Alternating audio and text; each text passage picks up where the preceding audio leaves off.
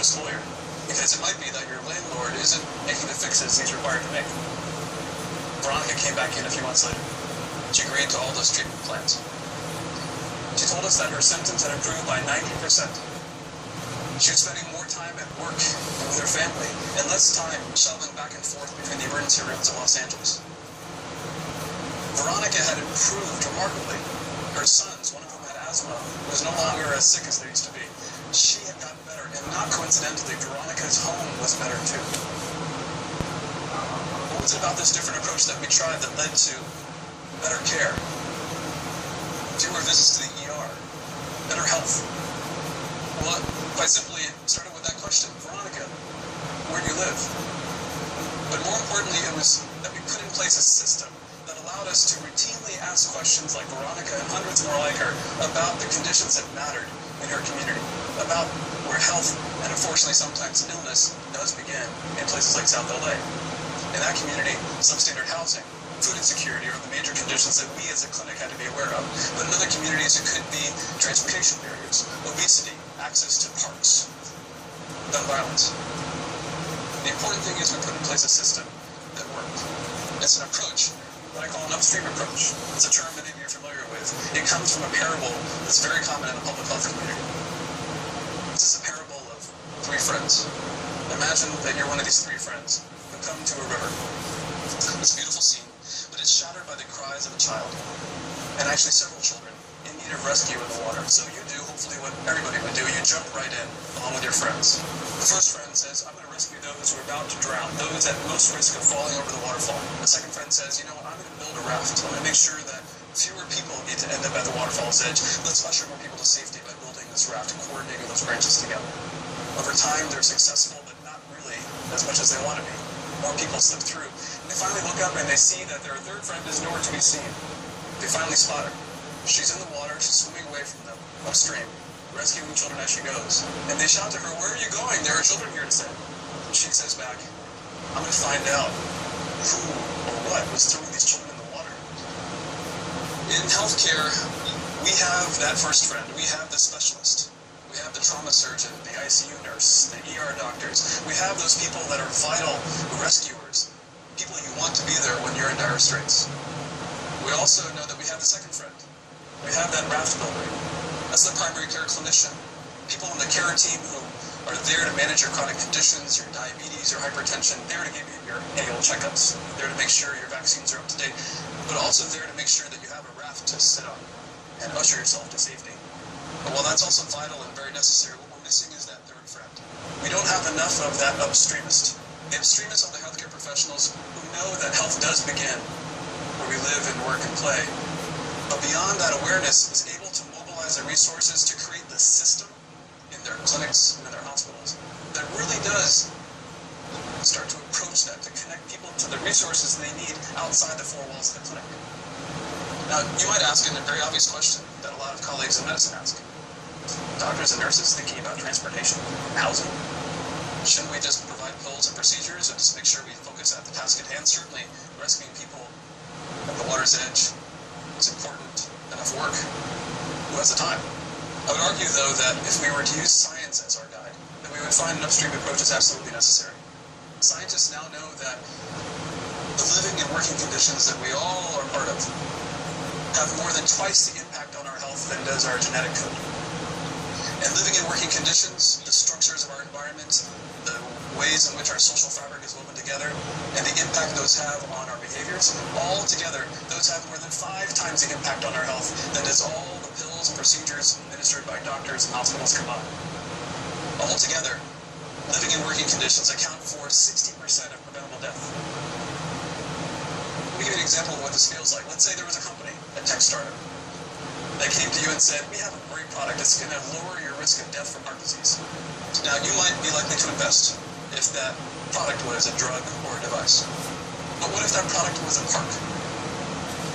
A study in the UK, a landmark study that reviewed the records of over 40 million residents in the UK, looked at several variables, controlled for a lot of different factors, and found that when trying to adjust the risk of heart disease, one's exposure to green space was a powerful influence. The closer you were to green space, to parks and trees, the lower your chance of heart disease. And that stayed true for rich and for poor. That study illustrates what my friends in public health often say these days, that one's zip code matters more than your genetic code. We're also learning that zip code is actually shaping our genetic code.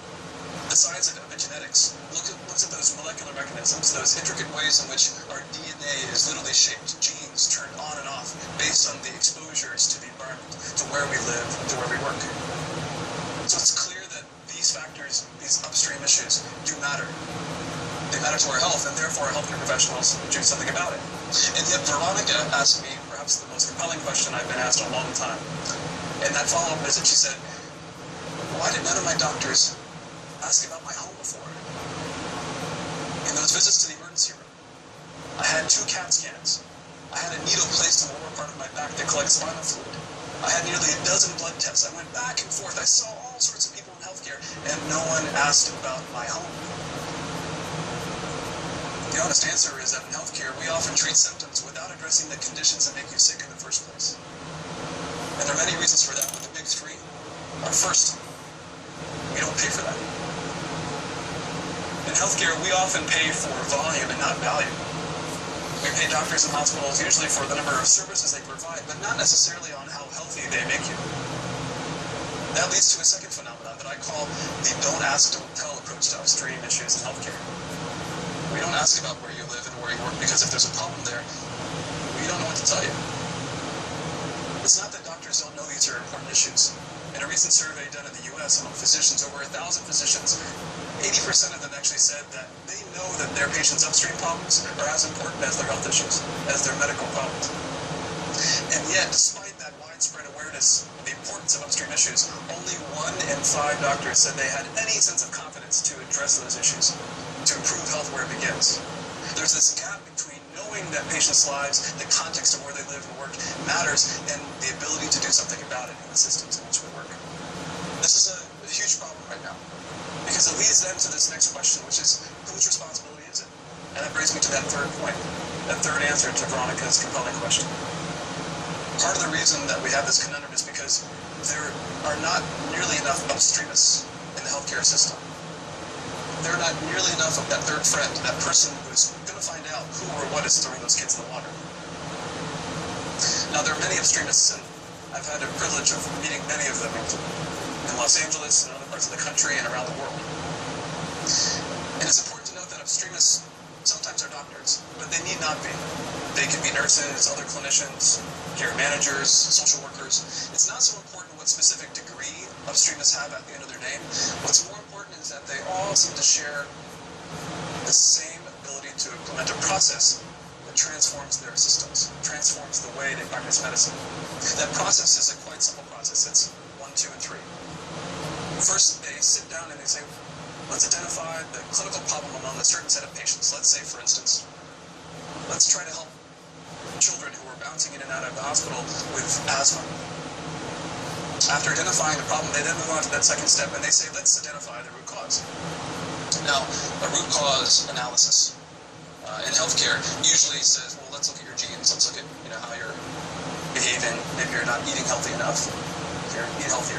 It's a pretty simplistic approach to root cause analyses. It turns out it doesn't really work when we just limit ourselves to that worldview. The root cause analysis that an upstreamist brings to the table is to say, let's look at the living and the working conditions in your life. Perhaps for children with asthma, it's what's happening in their home, or perhaps that they live close to a freeway with major air pollution, the triggers to their asthma. And perhaps that's what we should mobilize our resources to address, because that third element, that third part of the process, is that next critical part of what upstreamists do. They mobilize the resources to create a solution, both within the clinical system, and then by bringing in people from public health, from other sectors, lawyers, whoever is willing to play ball. Let's bring in to create a solution that makes sense, to take those patients who actually have clinical problems and address the root causes together by linking them to the resources you need. It's clear to me there are so many stories of upstreamists who are doing remarkable things. The problem is that there's just not really enough of them out there. By some estimates, we need 1 upstreamist for every 20 to 30 clinicians in the healthcare system. In the US, for instance, that would mean that we need 25,000 upstreamists by the year 2020. But we only have a few thousand upstreamists out there right now by all counts. And that's why a few years ago, my colleagues and I said, you know what, we need to train and make more upstreamists. So we decided to start an organization called Health Begins. And Health Begins simply does that. We train upstreamists. And there are a lot of measures that we use for our success, but the main thing that we're interested in is making sure that we're changing the sense of confidence, that don't ask, don't tell metric among clinicians. We're trying to make sure that clinicians, and therefore their systems that they work in, have the ability, the confidence to address the problems, the living and working conditions in our lives. We're seeing nearly a tripling of that confidence in our work. It's remarkable. But I'll tell you the most compelling part of what it means to be working with upstreamists to gather them together. What is most compelling is that every day, every week, I hear stories just like Veronica's. There are stories out there of Veronica and many more like her, people who are coming to the healthcare system and getting a glimpse of what it feels like to be part of something that works. A healthcare system that stops bouncing you back and forth, but actually improves your health, listens to who you are, addresses the context of your life, whether you're rich or poor or middle class. These stories are compelling because not only do they tell us that we're this close to getting the healthcare system that we want, but that there's something that we can all do to get there. Doctors and nurses can get better at asking about the context of patients' lives, not simply because it's better bedside manner, but frankly because it's a better standard of care. Healthcare systems and payers can start to bring in public health agencies and departments and say, let's look at our data together. Let's see if we can discover some patterns in our data about our patients' lives and see if we can identify an upstream cause. And then, as importantly, can we align the resources to be able to address them? Medical schools, nursing schools, all sorts of health professional education programs can help by training the next generation of upstreamists. We can also make sure that these schools certify a backbone of the upstream approach, and that's the community health worker. We need many more of them in the healthcare system if we're truly going to have it be effective, to move from a sick care system to a healthcare system. But finally, and perhaps most importantly, what do we do? What do we do as patients? We can start by simply going to our doctors and our nurses, to our clinics, and asking, is there something in where I live and where I work that I should be aware of? Are there barriers to health that I'm just not aware of? And more importantly, if there are barriers that I'm surfacing, if I'm coming to you and saying, I think I have a problem with my apartment or my workplace, or I don't have access to transportation, or there's a park that's way too far, so sorry doctor, I can't take your advice to go and jog. If those problems exist, then doctor, are you willing to listen? And what can we do together to improve my health where it begins?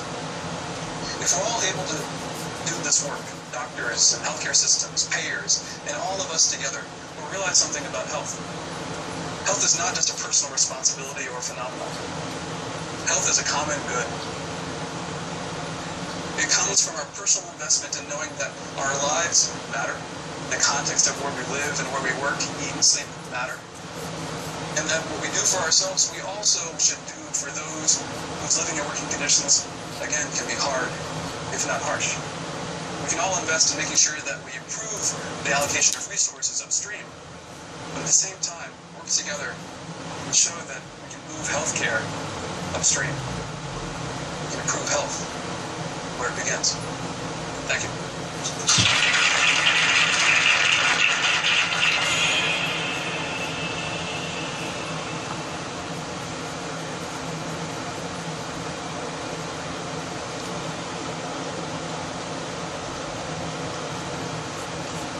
Hi everybody, it's Stefan Molyneux from Free Domain Radio. So, an update on Ebola. Landed now in the United States, where up to 100 people may have been exposed to the virus. So let's do a little bit of a background of Ebola originated in Africa. For horrifying culinary reasons, we get to go. People are really infectious, apparently. Authorities have been have symptoms of Ebola. There's no risk of transmission. People who have been exposed to the virus but not yet showing symptoms. Obviously, there's a gray area with that progressive, so not likely to catch Ebola just by being in the proximity of someone with the virus. It's not spread through the air like flu or other respiratory viruses like SARS. So Ebola spreads through direct contact with one who eats. So if an infected person's blood or vomit gets in another person's eyes or nose or mouth, the infection may be transmitted. In the current outbreak, most new cases are occurring among people who've been taking care of sick relatives or who have prepared an infected body for burial. The virus can survive